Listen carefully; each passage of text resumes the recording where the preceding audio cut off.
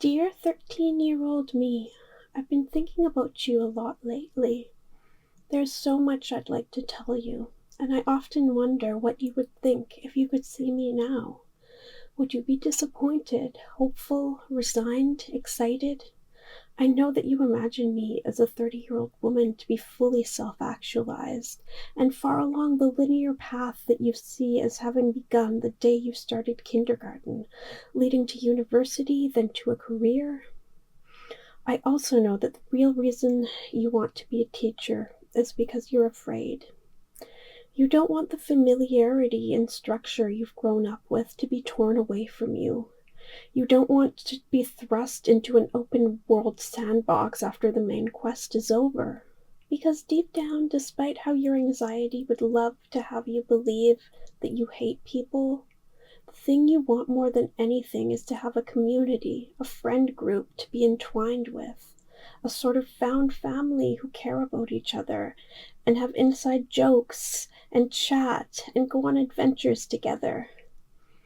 It's hard right now to imagine how that will be possible once school is over and you lose the world and people you've spent most of your life growing up with. Whatever happens, try to enjoy the time you have now.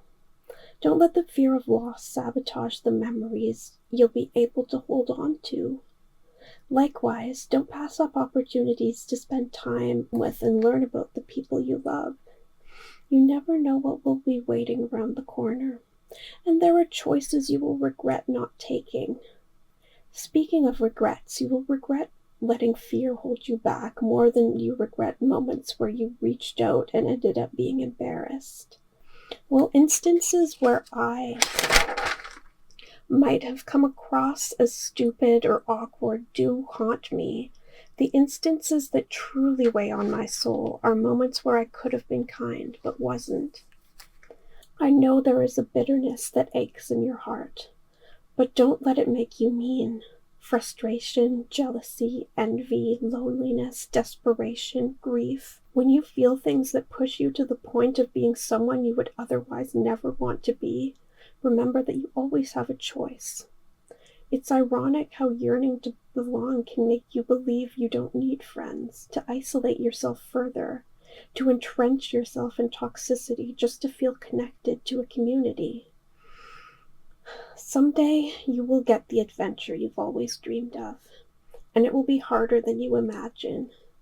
But through all of it, remember the special moments you share and the bonds of love at the heart of it all. Sometimes I think I've grown up a lot, but other times I look back through time and see that I'm still you, and you're me. You'll learn how better to deal with your emotions and how better to understand yourself and others. You'll fall down a lot, but you'll always find the strength to get back up. Sometimes I think that perhaps what doesn't kill you doesn't make you stronger so much as it shows you how strong you've always been. You can face anything life has to throw at you. After all, I'm still here. Truly, I'd like to thank you for being weird and creative and diving into your passions head first. Don't worry about making your art or writing perfect. Take chances. Make things you dream about today. You don't need to save them for a nebulous future date when you feel you're good enough. I appreciate all of it just the way it is and was.